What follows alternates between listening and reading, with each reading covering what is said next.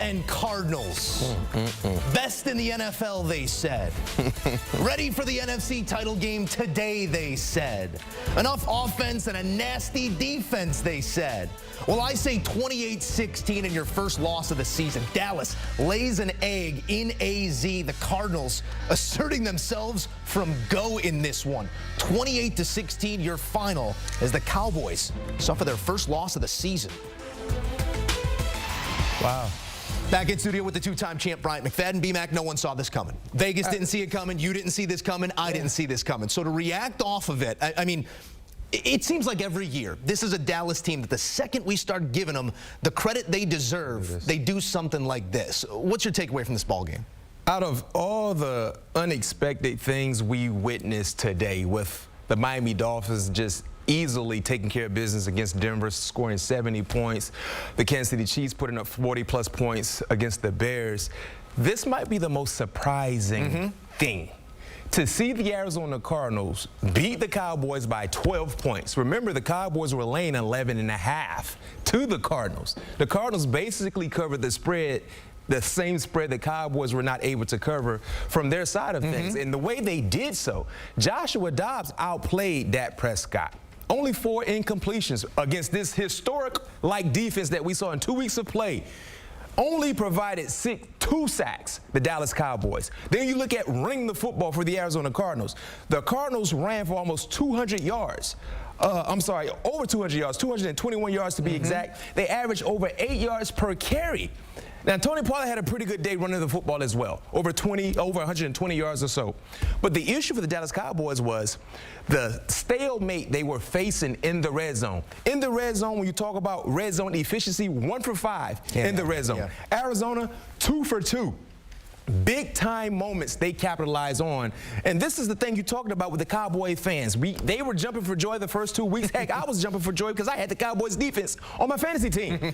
But then you go into a situation where a team is kind of trying to figure out who they are, and you lay down in this fashion.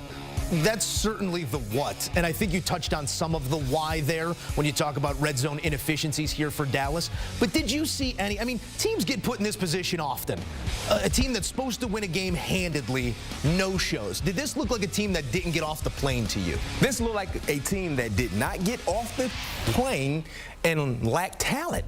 Okay. And I understand they were dealing with some injuries on the offensive line, but you still ran the football well. Yeah.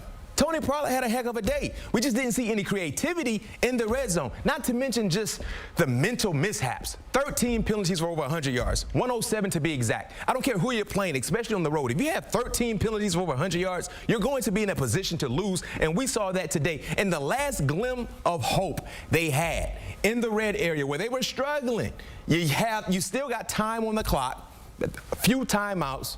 Dak Prescott threw an interception. You don't get an opportunity to put any points on the scoreboard. You got to be smart with the football. You got to see the football field better and find a way to get in the paint, something they were not able to do. They relied on field goal kicks, and like I said, they were just bad in the red zone in all phases of the ball game offensively. We don't often talk about this reality check that you're looking for if you are an actual contender, which I do think Dallas on their best day is an actual contender this season. Yeah. And sometimes we talk about week 12, week 11, you lose to that team you're not supposed to, a nice wake-up call. Can you use this in week 3, a loss to this team, or is this a bury the tape, move on from it? No, you can't bury it. You got to watch this. You got to embrace it. Yeah. You got to be able to embrace it and understand we're not as good as we thought we were, because you got to keep it real.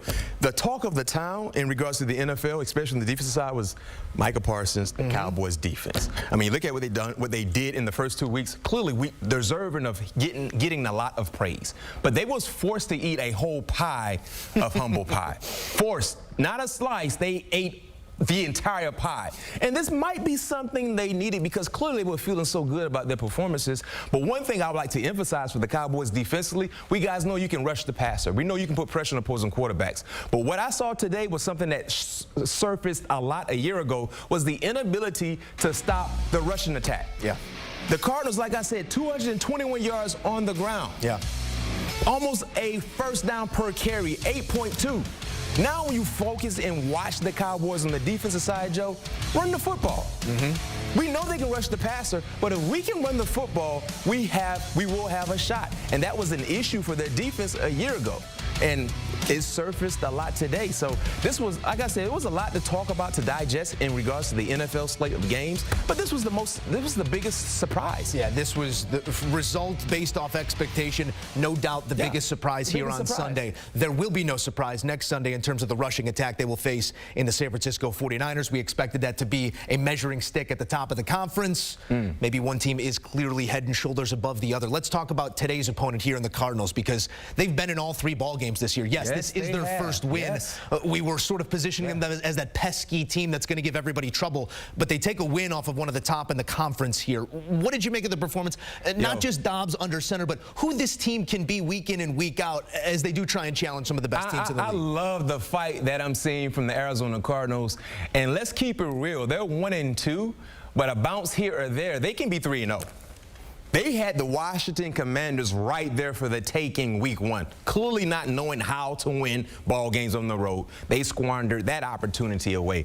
A week ago against the New York Giants, it was a big-time come-from-behind win for the Giants that led to that huge win. And then today, they finally put together 4 quarters of play. Got off to a fast start. They were able to sustain that good start for 4 quarters, and they won a ball game. So right now, the Arizona Cardinals, they're like a sparring partner. If you're not careful, they put you to sleep. They'll knock you out. They're a team that can fight, and they might lack talent, but they believe. And Joshua Dobbs, there's no quarterback controversy right now in Arizona. But I'll say this, Joshua Dobbs is making the conversation a little different than what we thought going into the season when he was named as the starting quarterback. He's been playing his behind off. He's been keeping his team within reach to win ball games. And like I said, he outperformed Prescott today. He did a phenomenal job executing.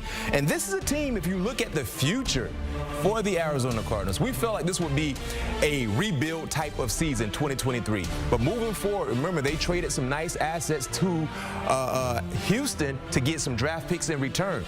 So they got some resources to play with. They will have a lot of money to play with, and they will have to make a big-time decision on what will happen with Kyler Murray whenever he's healthy enough to go, if they're going to stick with him as their quarterback moving forward or look elsewhere. Sort of the elephant in the room, and it just happens to be in the trainer's room right now, so nobody's talking about it at the current moment. And my apologies, it will be the Cardinals who have their hands full with the 49ers next week. The Patriots is who the Cowboys will have. The Cowboys then get the 49ers after the Patriots, but 2 rushing attacks right there that are going to be something to behold. We're going to learn a lot in each and every week, and we learn something between these two. It's any given Sunday, any team can take down another, as we take a look at the Birds taking down the Boys. And it's been lopsided, to say the least, the last 8 times these two teams have met. It's the 7th win in their last 8 tries. Perhaps we should have known.